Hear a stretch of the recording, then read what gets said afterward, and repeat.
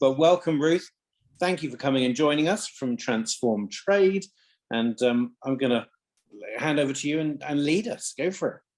Fab, thank you. So yeah, hi everyone. As Ben just said, my name is Ruth and I work in campaigning for Transform Trade. And I'm here today to talk to you and to kind of tell you a bit about climate justice, or as I called it here, climate injustice, because it's kind of the injustice that is at the heart of the climate crisis. So I thought I would just start with a little bit of an introduction into who we are as Transform Trade, if you don't know who we are. So we were born kind of out of the fair trade movement in the Northeast in the 1970s. And Transform Trade as a charity was officially founded in 1986 as the sister charity to the business Tradecraft. We, until September last year, were known as Tradecraft Exchange. However, in 2018, ourselves and Tradecraft, the business, split and became two entirely separate organisations with separate boards and things like this. Our approach kind of and our mission for trade justice has remained the same. And since 2020, we've kind of changed our approach, and that's kind of focusing on community-led development and really being led by the people who are experiencing injustice in trade, and kind of going to them and asking what they want and how we can support them, and kind of like giving the people like the power to come up with their own solutions rather than kind of us coming in and saying things. And we've got kind of three main areas of work, and they are tea farming, and when I say farming I mean like small scale agriculture, and the fashion industry. So I was going to do a poll, but then I didn't know how to do a poll in Zoom, so I'm going to do an old-fashioned poll, which is, and I'm just going to ask if people wouldn't mind saying kind of how comfortable do you feel, like say if you were having a conversation with someone, like how comfortable would you feel talking about climate justice? And if you wouldn't mind putting it in a chat on a scale of 1 to 3, so 1 would be not very, 2 is somewhat confident, and 3 is I could be doing this talk. That'd be great, just so I've got a bit of an idea of how you all, where you kind of position yourself when it comes to climate justice. So if you just put 1 for not very confident, 2 somewhat, and 3 could be doing this talk in the chat, that would be great. More 2s, a couple of 1s, which great, because it means this talk should hopefully be wonderful. Fab. So yeah, a bit of a mix, but that's good to know. So I thought we would changing slides. Change slide. So I thought I'd just start with kind of a quick definition. So kind of this is in a way of like, I didn't want to kind of assume knowledge, but also I don't want to come across as patronizing. So we'll just go through this quickly. So climate justice is an approach to like climate change and the climate crisis that recognizes that different communities feel the effects of the climate crisis differently. And that the responsibility for the climate crisis is like there are some countries and companies and people who are more responsible than others. So it's essentially the people who are most impacted by climate change are the least responsible. And often the kind of the different groups of people who are most impacted but least responsible will be women, Indigenous people, people in the global south, or people of colour. So why should we kind of use a climate justice approach when like looking at climate change? So climate change, as I'm sure you're all aware, is significantly affecting human health. It harms food production, air quality, availability of water, and 1 person is forced from their home every 2 seconds by climate-related disasters. However, this is not felt equally across the world. So the people that are being forced from their home every 2 seconds are predominantly in the global south, even kind of in the global north. So like the UK, for instance, if we think about air quality, the areas with kind of the worst pollution tend to be more deprived areas that have a higher population of people of colour.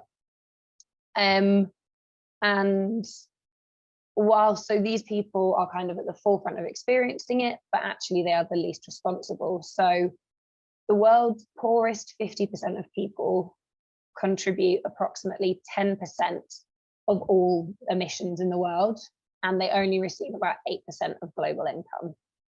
And whilst the UK is no longer one of the biggest emitters, there is like a significant case to answer for being one of the worst emitters during the 19th and 20th century. And what's more is actually a lot of kind of the main emissions that would come from manufacturing goods, we've exported because we don't produce a lot of goods. So we've exported most garment production, we've exported a lot of kind of factories and machinery, but the goods are still being made by the UK market.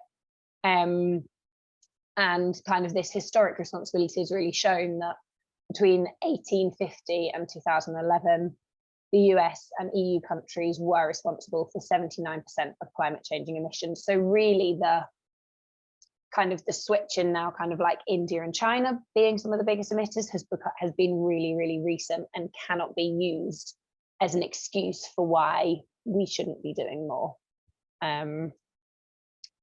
So I think stats and facts, they're all well and good, but I think to truly get an understanding of the problem, it's best to hear from the people affected. So this is Munira. Munira lives in Bangladesh, which is a country that is home to 160 million people.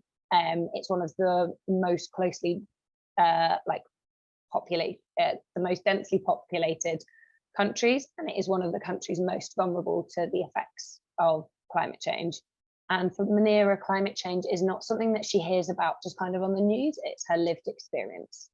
So she says, all my life I grew up seeing 6 seasons in my country, but now the hot season is so long, it's burning all the time.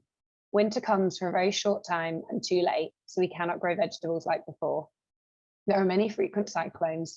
Due to the sudden rains, our crops get ruined. During the last cyclone, our trees fell to the ground and our houses collapsed. We're already very poor, and this climate change is making our days miserable. So as I said earlier, we work on tea, farming and fashion. So I wanted to demonstrate what a climate justice approach would look like in these sectors, but I'm just going to do fashion and tea in the interest of time, and also because tea and agriculture, they've got kind of similar parts to them. So starting with fashion. So obviously, like, the environmental impacts of fashion are well known. This is anything from kind of like high water use, especially in dyeing fabrics, but also in growing cotton, and large amounts of waste, the move away from natural fabrics such as kind of cotton and linen, and kind of the upsurge in the creation and use of synthetic fabrics which don't break down as easily. So again, kind of build up. You've also got increased local pollution where factories are located, and also kind of the global pollution then from transporting the goods. And kind of in total, the fashion industry it's been calculated that it's responsible for 10% of global carbon emissions. So looking at this from a purely environmental perspective, the answer would almost seem to be we just need to put a stop. Put an end to the way the fashion industry is now. So kind of stop like the concurrent cycle of endless trends, maybe go back to a time when clothes were kind of treasured and repairs, call for a shutdown of factories making these kind of mass produced but really cheap garments. However, we're looking at this from a climate justice approach, and a climate justice approach acknowledges that hundreds of thousands of people, more often, probably millions actually, more often than not, women who kind of have limited employment options. These people rely on the fashion industry for an income. And actually, as we saw in 2020, when there was a slowdown in fashion, so brands cancelled orders, it was the workers who suffered because they were sent home from their jobs, they had no money coming in, and they either kind of skipped meals or they would take and they had to kind of rely on loans to be able to pay bills. So it doesn't work. Like, we can't just end it. We need to come up with, we need to approach trying to make fashion like more climate friendly, taking people into account and the people that work there. And actually, as more people are being forced to flee their homes due to climate breakdown, more and more people are moving from rural to urban areas and are actually ending up working in the very industry that has contributed to the loss of their home. We also know that the fashion industry is rife for kind of worker exploitation, low wages, and poor working conditions. So any change to the fashion industry should be taking this into account, and the working conditions need to be improved. And this climate justice approach also reminds us that the responsibility to change shouldn't just be landed with the people working the factories, the people owning the factories. So 80% of Bangladesh's export GDP is garments. So like, most of the clothes they're not making for themselves. And it was recently in the news, and you can see from this picture here that the UK dumps, I think it was 12 million items of kind of like junk plastic clothing into Kenya every year. So like, we in the UK need to take responsibility for the devastating impact that the fashion industry is having on the environment, but also on people. So it's a similar story in tea. The kind of climate impacts that we see from the tea sector so there's significant like biodiversity loss as forests are cut down to make space for tea plantations, and the tea plantations will be monoculture, so it will just be one kind of plant, so you're losing a lot of diversity. There is a chronic misuse and also overuse of fertilizers, which kind of the runoff of this will pollute waterways, and it also pollutes and damages the soil. And then this overuse, this soil damage, then makes it harder to grow tea. And so you end up with a cycle of needing more fertilizer for the soil that has already been damaged by over-fertilization. So it's just this like horrible cyclical approach. And then there is also tea production can require really high water for growing it, especially in kind of the changing climate that we're in now, where the weather is less predictable and the rainfalls are less predictable. But tea also has the problem that the fashion industry doesn't, in that it's an agricultural crop, so therefore it is impacted by the changing climate. So whether this is from weather events such as kind of droughts, flash floods, storms, a lot of different things like the heating of the planet, which can affect the acidity of the soil, like a lot of different things, a lot of different like climate changes impacting the production of tea, whilst tea production is contributing to climate change. So like a recent report actually predicted that in Kenya, where almost half of tea drunk in the UK is produced, that the area of the country that is deemed as having like optimal tea growing conditions by 2050 would have shrunk by over a quarter. And I think like the effects kind of climate change on the tea industry, again, I think it's best spoken, it's best to hear it from someone who really experiences it. So this is Mafisal Islam,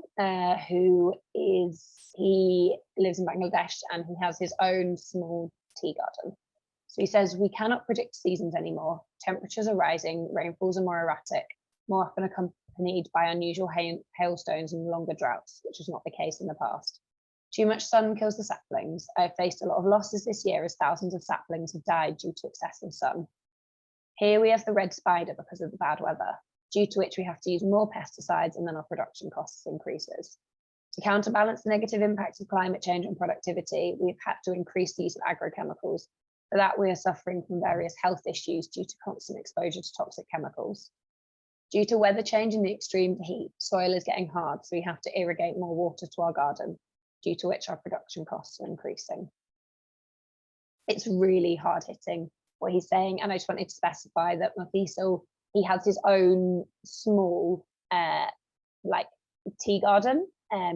He's not working on kind of one of the big plantations that are contributing more to kind of the biodiversity loss. But I mean, he sums up there kind of that like cycle of the impacts of climate change and then kind of the use of fertilizers, which will be having kind of a negative impact on the soil and the environment. So again, we obviously need to look at this from a climate justice perspective. So the UK is one of the largest importers of tea. So obviously this is, again, should be kind of our responsibility. Tea as a sector is incredibly labor intensive, and it requires pickers the leaves have to be picked by hand. And often the people picking them, particularly on these big tea estates, are carrying huge loads on their back, which leads to long-term health issues. So, and as kind of we've heard, the changing weather kind of is impacting the harvest, and also the tea industry, especially in India. It employs so many people, but also it's employed generations of families, and actually often a lot of the times these families they come from the same generation, like generations back in their family were people who were working on the tea estates under colonial rule and who were there as indentured labourers, so they weren't getting paid. So as we try to make the industry more climate friendly, we need to be making it better for the people who are working in this industry as well. So I thought it might be handy to just talk a little bit about our work and kind of see what this approach looks like in practice. So I've split this kind of slightly into two. So the first one would be that we are working directly with people and communities who are kind of on the front line and experiencing the impact of the climate crisis. So this is particularly prevalent kind of in agriculture and also in like small scale tea gardens. So we are working with communities to strengthen their climate resilience and make sure that they're able to kind of mitigate against it better. So this could be through crop diversification, teaching climate resilient farming, which can include irrigation, like teaching things about soil health and soil testing, also about like creating community seed banks so that native and local seeds can still be used and they're still like accessible to use them, because they are often the ones that will be best in kind of the local conditions and should require the least amount of fertilization. And then kind of recognizing that the people who are most affected are often the least responsible, we run campaigns targeting those who are responsible. So just a quick look at some of them would be, we're currently campaigning for a fashion watchdog, which would be a government body that would stop UK brands from treating their suppliers poorly. So this can be through kind of like late payments, missed payments, paying less money. And when you sort out purchasing practices, this means that suppliers and the factories will have a steady stream of income and they know they have money coming in. So this means they can employ more people, and also it will allow them to invest in and use new kind of technologies. Like we heard from it was a factory owner in Bangladesh, and he has a machine that when,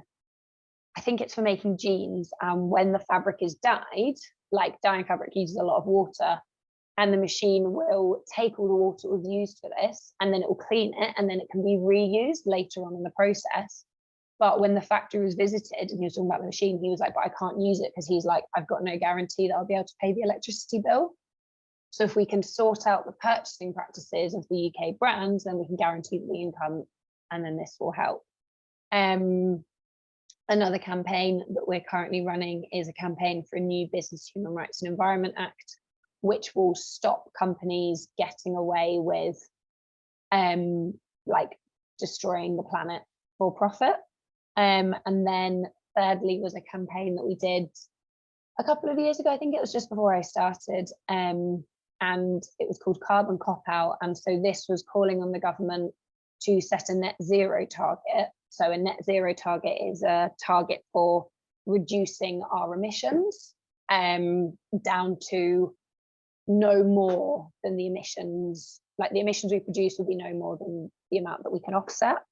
And it was for setting a target that actually encompasses all our emissions, because currently our target does not include offshore emissions. And as I said earlier, a lot of kind of heavily polluting industries we've offshored, but if the factory producing the clothing is making clothing for the UK market with those emissions, should we not be responsible for them? We would argue that they are. So yeah, this is just kind of like a little bit of some of the ways that we kind of have a climate justice approach in our work. So I've kind of talked you through quite quickly like what a climate justice approach looks like, and kind of what you will have seen is that we need to transition away from industries that are negatively impacting the planet, but we need to do so in a way that the people who rely on these industries for kind of their livelihoods, that they aren't left behind, and that they're kind of guaranteed jobs and housing and transport that works. So the kind of terminology for this is called a just transition. And maybe I'm giving you something that's like a little bit unfair, but I'm just like, there's no right or wrong answers. I'm just interested in kind of hearing what you think. So I'd just like to hear your thoughts on kind of what a just transition like would look like to you. So I'm very much leaving this up to you for kind of how you want to go about this, whether it's through like, say, picking a specific sector, like energy or transport, or even the ones that I spoke about, or kind of thinking more generally. Yeah, I'm just kind of really interested in just hearing your thoughts, kind of, because yeah, how we do it is a big question that I'm not sure if anybody has the answers to. How does everyone find that? I realized that was a bit of an impossible question to set for you. Yes. Sorry. There's no real answer, I don't think. No. Does anyone have anything kind of they wanted to share? Or I realized I didn't give space for questions after I presented, so very happy to answer any. I think, I mean, we recognize that there is so much responsibility on our shoulders to be vocal. Actually, Yes. we have a real need to a kind of almost a missional call to be a vocal people about this stuff.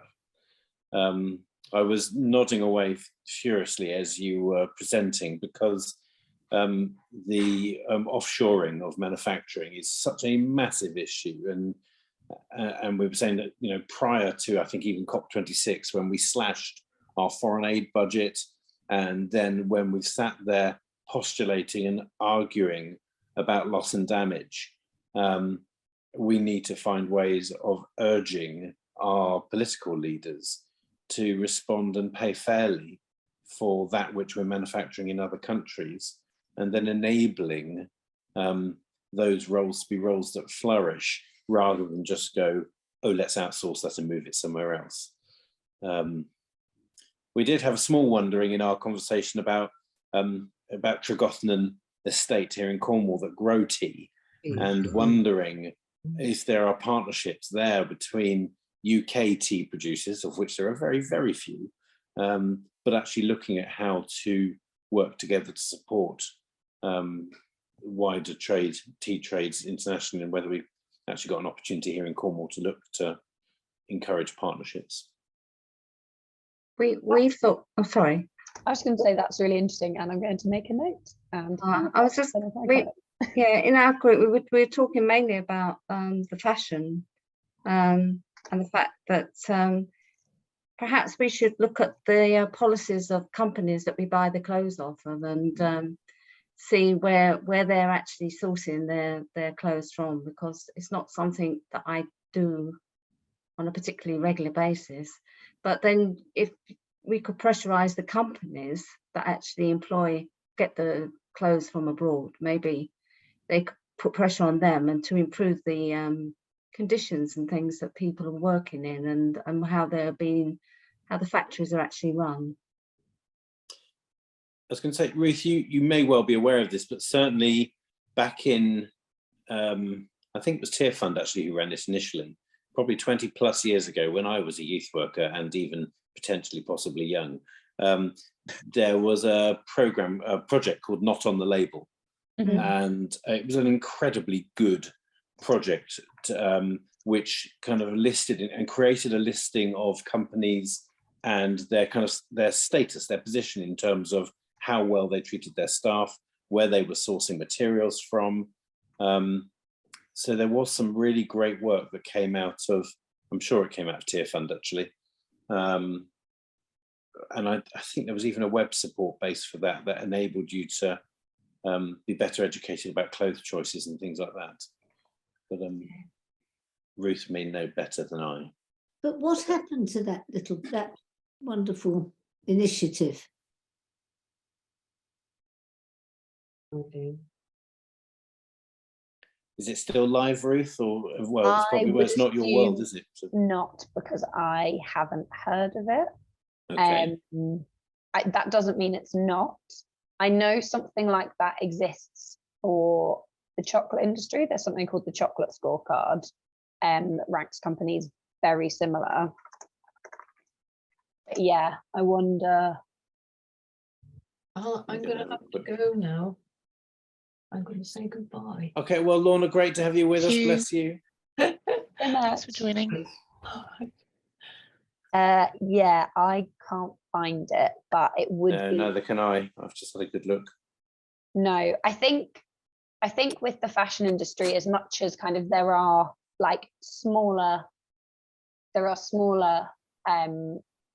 like brands and kind of clothing companies that we better kind of if you can trace the supply chain. But I mean, a lot of these, they will be kind of more, they will cost more, so they're a lot less accessible. And I think so that's like the problem, particularly with the fashion industry, is that it's so the problems and the exploitation are so rife because kind of everyone is chasing that profit, that it was exactly as you said, Sheila, there needs to be kind of systematic change, and it needs to kind of come from the brands because they are the ones that have the power.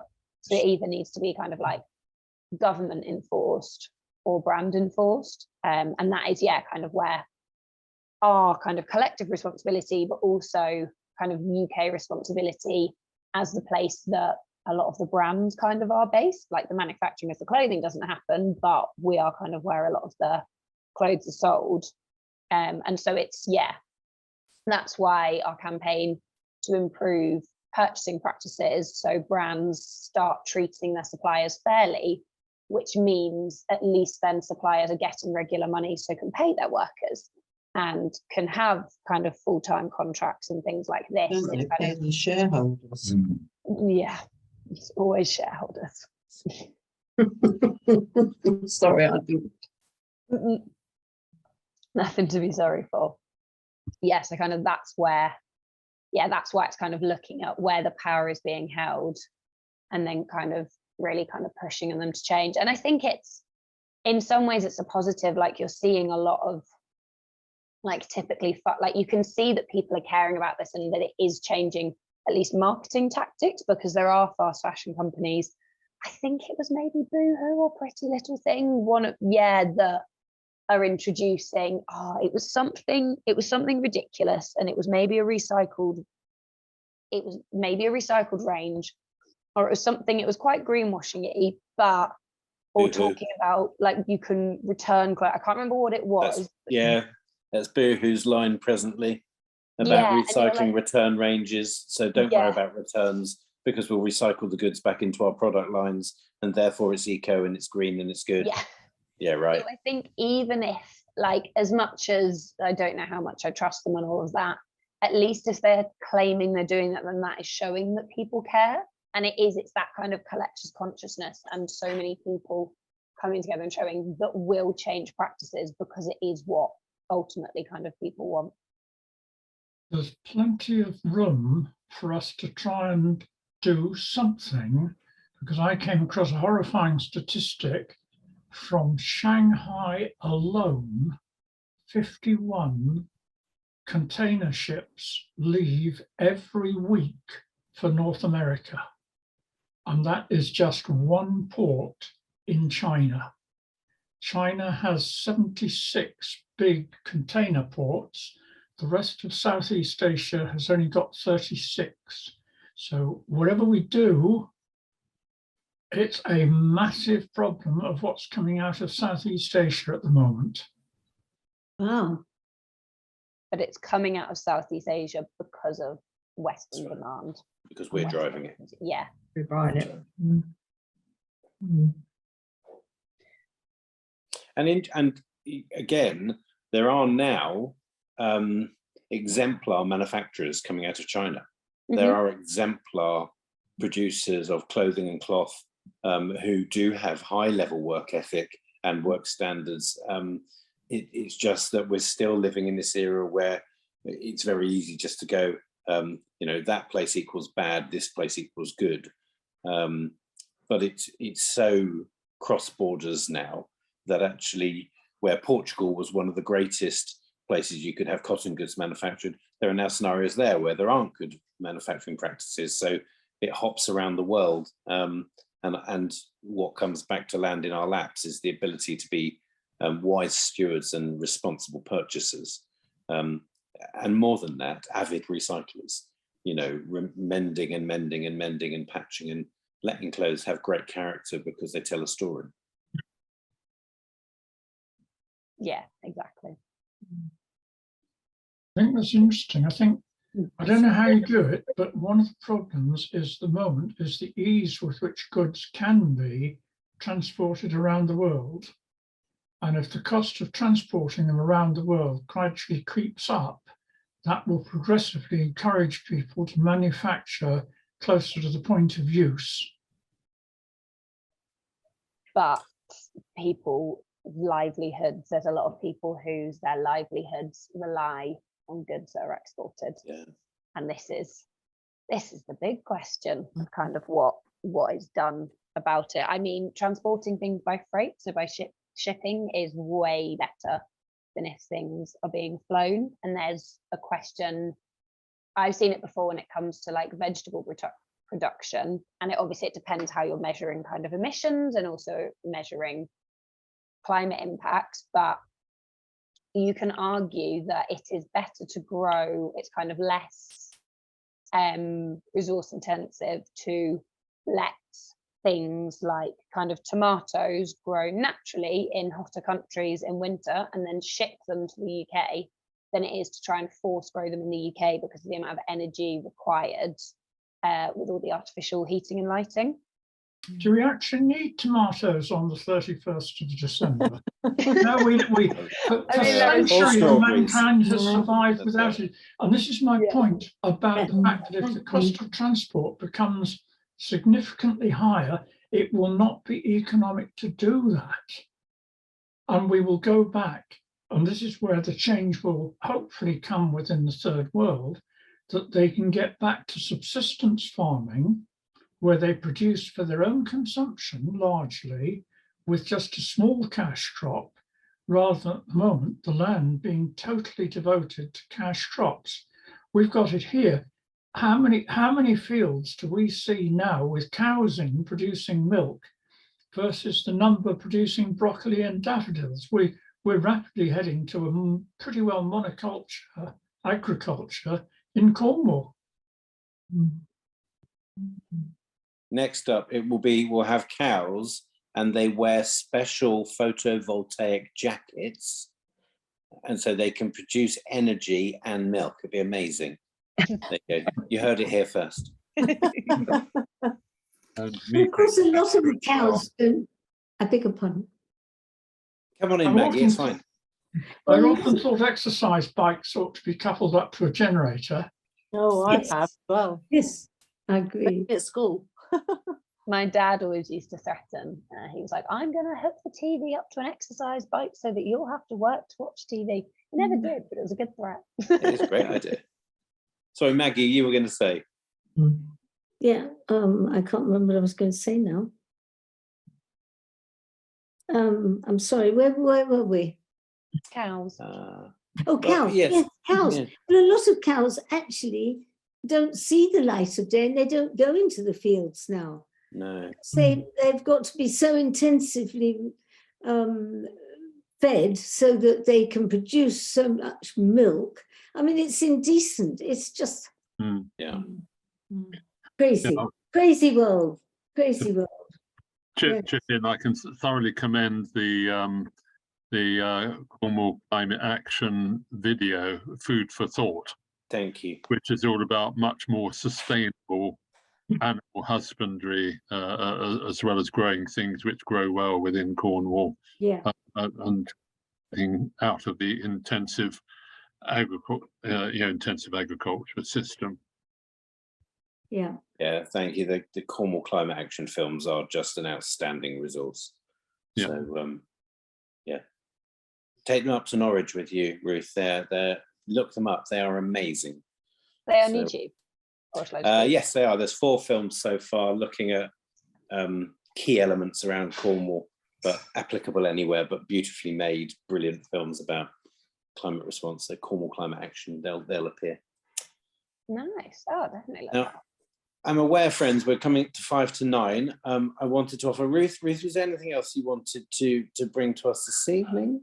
No, just thank you so much for letting me speak. Oh, well, no, thank you. Brilliant to have your input. Any other burning questions that people were, hang on, we haven't had a chance to voice this. Any of those in the room? Only the April the 21st. I'm not sure if I can go, but can you put the details on the newsletter again? Absolutely.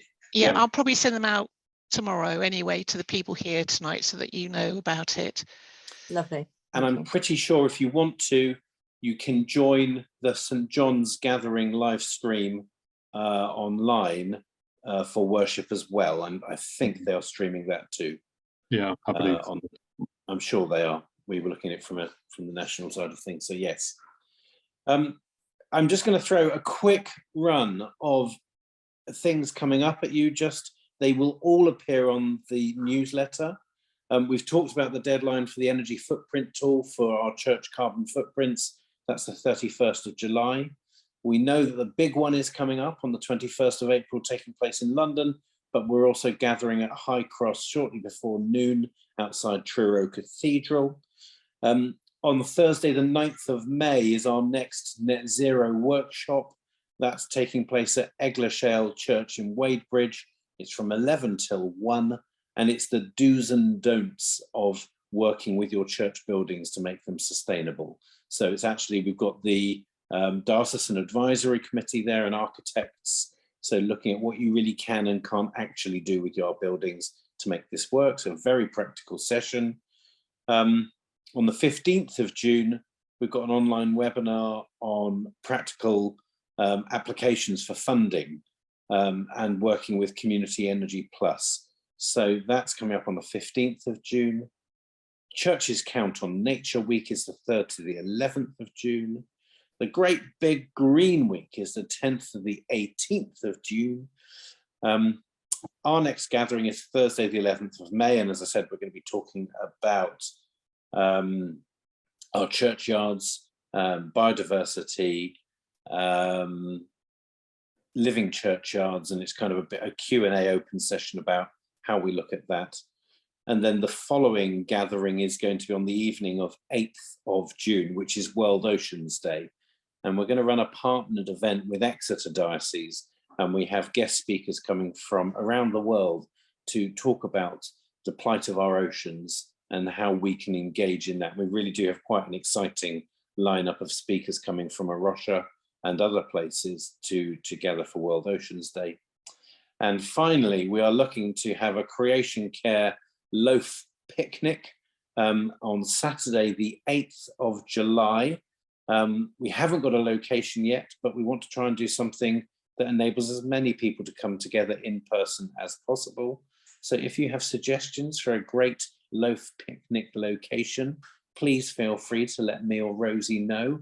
We'd love to have somewhere we can all get together.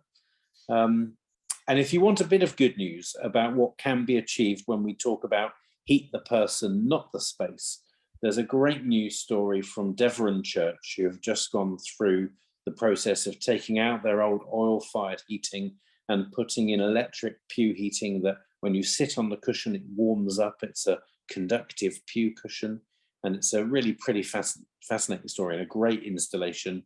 Nice warm bottom, always a good thing. And that we'll make sure we include that in the newsletter as well.